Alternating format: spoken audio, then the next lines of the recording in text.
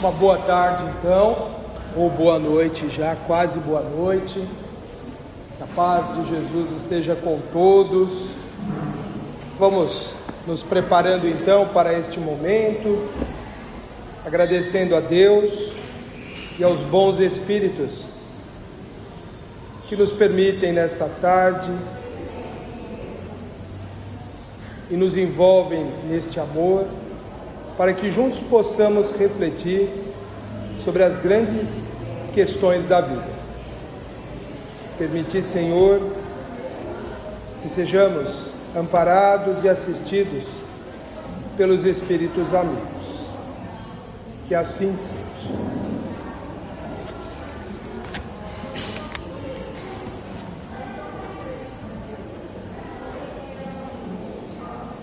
Então, no capítulo 13, que a mão esquerda não saiba o que faz a direita, convidar os pobres e extropiados.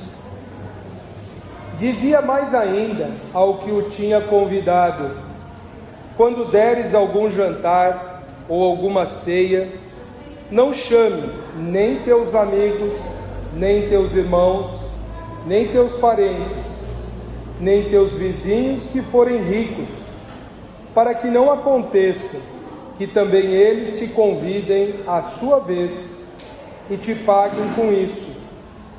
Mas quando deres algum banquete, convida os pobres, os aleijados, os coxos e os cegos, e serás bem-aventurado, porque esses não têm como te retribuir, mas ser-te-á isto retribuído na ressurreição dos justos. Tendo ouvido estas coisas, um dos que estavam à mesa disse para Jesus: bem-aventurado o que comer o pão no reino de Deus. Essa é uma passagem do Evangelho de Lucas, e nós sabemos que este evangelista não conheceu pessoalmente Jesus, pelo menos enquanto encarnado. Lucas ouviu dos discípulos de Jesus, ouviu de Maria, mãe de Jesus, muitos daqueles momentos, então, que mais tarde ele registrou no seu evangelho.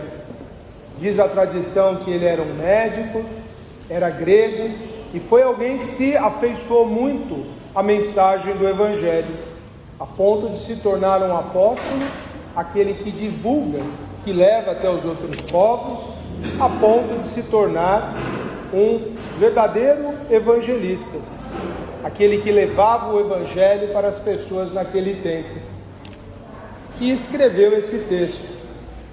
Quando a gente reflete sobre isso, sobre essa recomendação de Jesus, porque aqui quem fala é Jesus falando sobre convidar os pobres e os extropiados, e não chamar ninguém que pudesse retribuir, obviamente Jesus não estava dizendo que você nunca convidasse numa festa, numa reunião, as pessoas da sua relação, da sua convivência.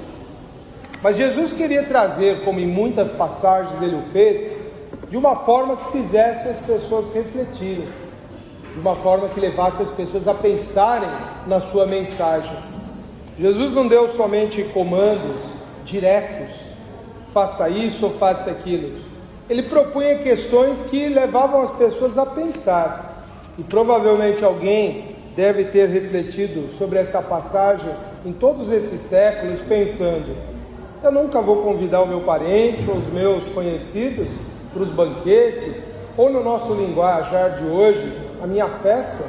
Será que eu não tenho que convidar a minha família? Não é sobre a nossa confraternização familiar que Jesus está falando. Não é nós convidarmos as pessoas que nós gostamos ou que tenhamos algum interesse na relação que estabeleçamos com ela. Isso faz parte mesmo do mundo. As relações sociais, elas são importantes para se estabelecer muitas vezes o contato, estabelecer o intercâmbio ali de influências. E tem pessoas que pensam que isso seria duvidoso, né? Quer dizer que eu posso fazer algo para estabelecer uma ligação com alguém e a partir dali eu desenvolver algum tipo de relação, seja comercial, pessoal, qualquer que seja. Quando isso é feito com uma clareza, não há nenhum problema. faz parte mesmo da vida terrena, uma série de convenções. Mas essa lição de Jesus não é contra essa prática em si.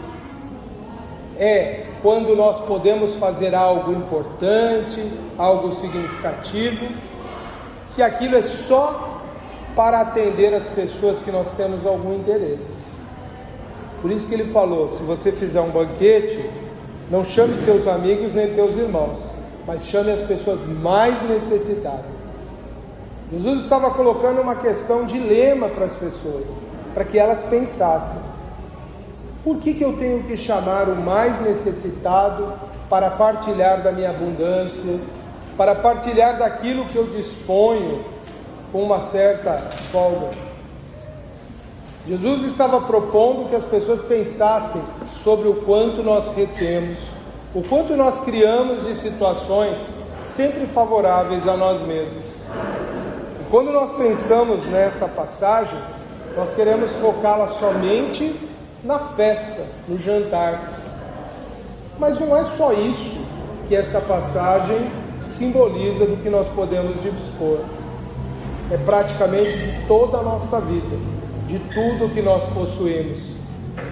Porque muitas vezes a gente pensa daquilo que nós temos em usar, em usufruir, em aproveitar apenas para nós mesmos ou para as pessoas das nossas relações. E nós pensamos em dividir o que é nosso apenas entre as pessoas mais próximas.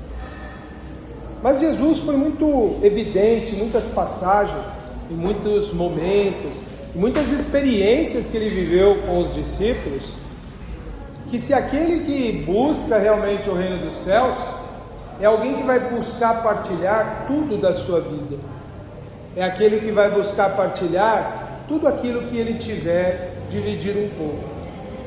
Para nós às vezes é muito difícil quando a gente reflete assim: mas eu tenho tão pouco, se eu for dividir eu vou ficar com menos ainda, então por isso eu não divido. Enquanto esse pensamento subsiste em nós, nós seremos o espírito em evolução, o espírito em aprendizado, o espírito que vai estar trabalhando incansavelmente, vida após vida, para alcançar o reino dos céus. Observe que há pessoas muito significativas na história da humanidade, que foram pessoas que compreenderam tão profundamente a lei divina no que diz respeito ao amor ao próximo, que elas conseguiram ir além desse ato simples, comum que nós temos de dar um pouco de nós. São pessoas que se doaram completamente ao próximo. São pessoas que trazem para nós, só na sua lembrança, uma figura que nos aproxima, nos faz pensar: por que essa pessoa é tão especial? Para nós espíritas, é muito fácil nós lembrarmos de Chico Xavier, de uma figura que se doou completamente. Mas se nós formos buscar nos outros meios, nós vamos encontrar figuras que viveram tão intensamente a ideia de doar-se a vida ao próximo. E nós poderemos buscar, por exemplo, a figura dos grandes santos da Igreja Católica. Mas se nós ampliarmos essa nossa visão, nós vamos encontrar pessoas em outros meios, pessoas que abraçaram causas humanitárias, pessoas que se tornaram missionários no sentido material, de levar auxílio a comunidades muito pobres, abrindo mão do seu conforto, se instalando nessas regiões mais remotas do planeta e levando saúde, educação, levando às pessoas condições mínimas de sobrevivência ali. Nós vamos encontrar dessas figuras pessoas que muitas vezes eram dotadas de muito, mas muito dinheiro, abriram mão de tudo para viver uma vida muito simples, próxima àqueles que mais necessitavam. Esses espíritos se propuseram então, como encarnados, a uma tarefa, uma missão grandiosa, de levar ao outro tudo aquilo que eles possuíssem.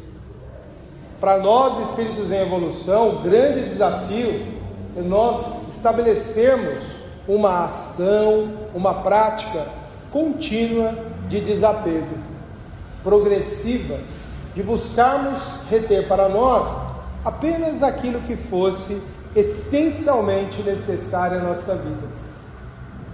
E isso nos leva muitas vezes a um dilema existencial mesmo, porque nós temos sonhos, temos desejos, temos expectativas, nós queremos ter e vivenciar, nós queremos possuir e experimentar, porque é próprio da existência humana isso.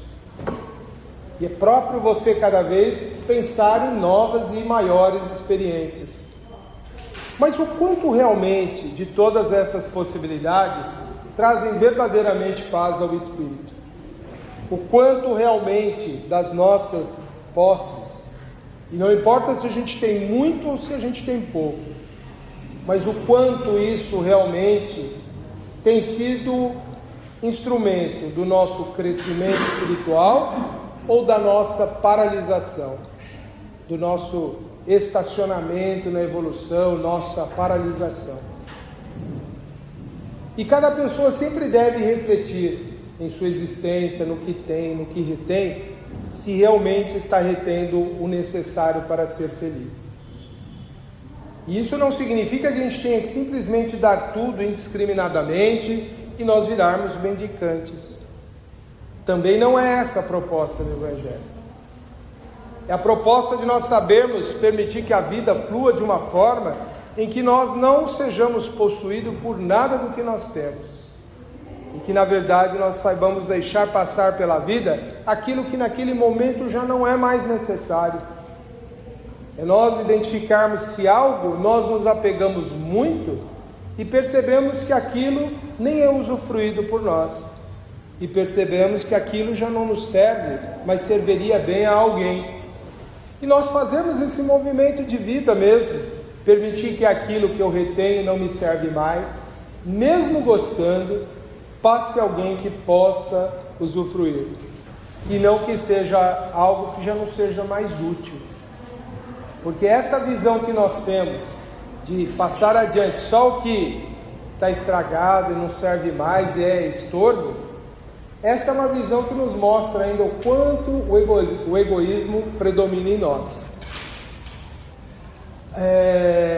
Há pessoas que muitas vezes se desfazem das suas coisas, não porque pensam sinceramente no próximo, mas porque querem limpar o guarda-roupa, querem se livrar de alguma coisa, querem desentulhar a casa. E não é só isso que é você doar, é você verificar mesmo se eu tenho algo que ainda é bom e eu já posso me despedir daquele objeto, daquela roupa, daquele bem, eu ser capaz de fazer esse exercício, de doar aquilo que eu já não dependo mais. Agora, se eu resisto muito, significa que eu ainda estou muito apegado à matéria. E por que esse trailer é tão importante à vida? Porque um dia nós teremos que deixar tudo abruptamente. Nós teremos que deixar todos os nossos bens, ainda que não sejam muitos. E aí as pessoas pensam, mas já não vai ser mais necessário, eu não vou estar na terra, não vou nem precisar, então tudo bem. Mas percebe que então, quando a gente reflete nisso, a gente vê o nosso sentimento, ainda tem algo de egoísmo, ainda tem algo de apego à matéria. E nós estamos no mundo e nós podemos ter e possuir justamente como formas de nós percebermos o quanto nós ainda somos apegados à matéria, o quanto nós ainda nos identificamos com o mundo material e achamos que a vida se define pelo que é matéria, forma, objeto, posse. O espírito em evolução, ele ainda se ilude pela posse no mundo material e ele sofre quando perde. Quando a gente já não sofre mais com as perdas, quando é fácil para a gente perceber, eu tenho 4 blusas, mas eu posso dar uma e aquilo não me dói, não me pesa, eu já estou desapegado daquilo. Eu tenho 6 pares de sapato e eu penso, eu não preciso usar todos, 3 é bom e eu posso dar 3. Quando a gente é capaz de pensar em começar a reduzir aquilo que é material em nossa vida, nós estamos mostrando o que está sendo prioritário realmente para nós. Mas, gente, essa reflexão ela não é uma condenação de dizer que se eu ainda gosto de ter algumas coisas, eu estou como um espírito atrasado. O maior desafio é a gente pensar assim: se no momento que for necessário eu me desfazer daquilo, eu sou uma pessoa que tranquilamente transfiro aquilo. Porque nós temos uma tendência a camuflar, a tentar nos enganar, dizendo: não, eu não sou apegado a nada. Mas lá no íntimo talvez nós sejamos. Porque lá no íntimo talvez nós tenhamos dificuldade de abrir mão de algumas coisas.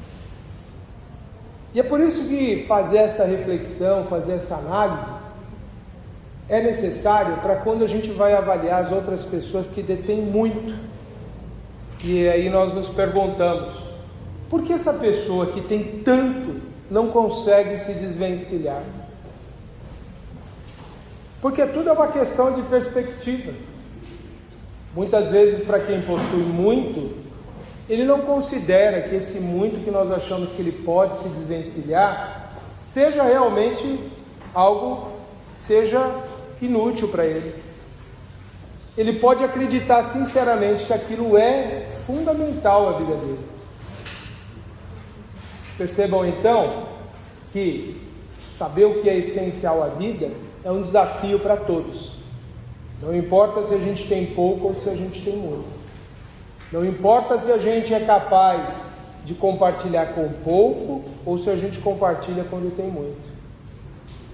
Por isso Jesus trazia essas lições. Há uma outra lição de Jesus quando ele diz: se alguém te pede a tua capa, dê a sua capa, dê até a sua túnica. Porque em algum momento alguém vai precisar muito mais de algo que você tem, que você está considerando, isso, mas é o mínimo, é o essencial que eu preciso ter. Às vezes nós vamos encontrar pessoas muito mais desfavorecidas e desprotegidas. Essa reflexão ela deve nos acompanhar sempre, para pensarmos o quanto estamos apegados ou não, e o quanto nós somos capazes de compartilhar com os mais necessitados. Quando nós conseguimos fazer isso com os bens materiais, com aquilo que é concreto, é um caminho, é um passo para os outros tesouros que nós podemos ter, que são as nossas condições que não são materiais, o nosso tempo de vida, a nossa boa disposição, a nossa boa vontade em acolher e recolher. Porque muitas vezes nós também vivemos e sentimos momentos em que nós não queremos partilhar com as pessoas das suas limitações, das suas dificuldades. Às vezes nos é difícil, isso pode acontecer no trabalho, quando a gente, por força ali da nossa profissão, é levado a lidar com pessoas que estão numa condição, às vezes, de capacidade muito inferior àquilo que elas poderiam estar exercendo. E nós muitas vezes não temos paciência, compreensão, aceitação, acolhimento a essas pessoas, que as leis divinas permitiram que chegassem até nós e que nós convivêssemos. Nós sabemos que nenhum encontro na vida humana, ele é desprovido de uma razão maior de ser. Mesmo que nós não tenhamos com aquele ser uma ligação de vidas anteriores, nós temos um vínculo de humanidade, de fraternidade.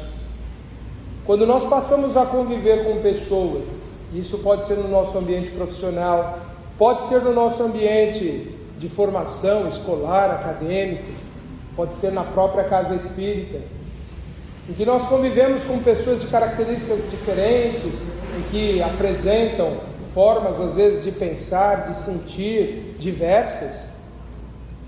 Esse sentimento de repulsa, de procurar evitar, de não interagir, de não ajudar, ele deve ser refletido por nós, deve ser pensado e verificar se nós estamos oferecendo a essas pessoas o acolhimento necessário.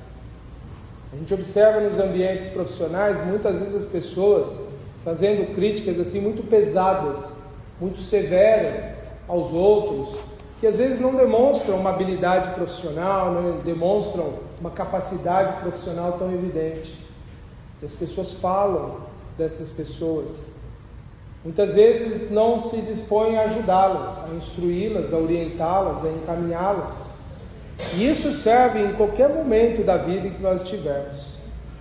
Sempre que nós tivermos uma equipe, seja ela profissional, seja da casa espírita, seja familiar, aqueles que demonstram maiores necessidades, aqueles que demonstram limitações, devem ser as pessoas acolhidas. Nesse momento, o que é o banquete que Jesus fala nessa parábola? É a nossa vida ali, é a nossa competência, a nossa capacidade, é a nossa destreza em realizar as nossas tarefas, é a nossa competência profissional. Quem são os estropiados? Esses irmãos que precisam ser acolhidos por nós, ser bem recebidos, bem tratados, bem orientados, ajudados a superarem as suas dificuldades. E não apenas criticados, censurados, e que a gente se mobilize simplesmente para desligá-los da empresa, ou do grupo, ou onde quer que esteja. Ou aquelas pessoas que a gente isola porque a gente considera que elas nem deveriam estar ali. Permitir e convidar os pobres e os estropiados para esse grande banquete da vida é a gente ter boa vontade com as pessoas em todos os momentos, partilhando não apenas da abundância material que a vida nos proporciona, e é sempre uma situação temporária, mas da abundância do que a nossa própria vida é, do que nós somos, do que nós nos tornamos, por mérito, por esforço, sim, mas sempre com ajuda, sempre com as oportunidades divinas que nos são oferecidas. O grande banquete da vida, na verdade, são todas as experiências que nós vivemos. Não é só preparar um jantar especificamente, ir na rua e chamar as pessoas. É convidar as pessoas a participarem do nosso melhor, daquilo que nós temos de bom. E não é orgulho você reconhecer que tem qualidades, que tem valores. Não é orgulho você reconhecer que tem uma competência que pode ser ensinada, compartilhada com o outro. Naturalmente, com muita modéstia, com muita humildade, sem presunção, mas compartilhando mesmo o seu saber, a sua experiência, para que todos estejam ali integrados nessa atividade. É isso que é oferecer um banquete aos mais necessitados. É assim que nós seremos bem-aventurados, porque essas pessoas que estão muitas vezes nas competências da vida um pouco atrás de nós, elas realmente nesse momento não nos retribuirão nada. Talvez serão gratas, outras não, porque às vezes a gente experimenta também ingratidão daqueles que nós ajudamos. Mas, como disse aqui a pessoa que ouviu Jesus pregando isso, será bem-aventurado o que comer o pão no reino dos céus, ou seja, a abundância espiritual de estar integrado a uma vida de harmonia com as leis divinas. Porque o propósito de toda a criação divina é o princípio da cooperação, do auxílio mútuo. E cabe àqueles que já sabem mais iniciar esse processo para que os outros possam entender essa lógica da vida também. E assim a gente possa viver em grupos cada vez mais cooperativos, cada vez mais fraternos, cada vez mais favoráveis uns aos outros, sem rivalidades, sem disputas, sem embates, sempre com o propósito de cooperar, de construir. É assim que nós estaremos, então, verdadeiramente construindo esse reino dos céus que Jesus nos falou. Que essas ideias, então, nos ajudem a refletir sobre as nossas vidas e que possamos estar nesse caminho. Muito obrigado, gente.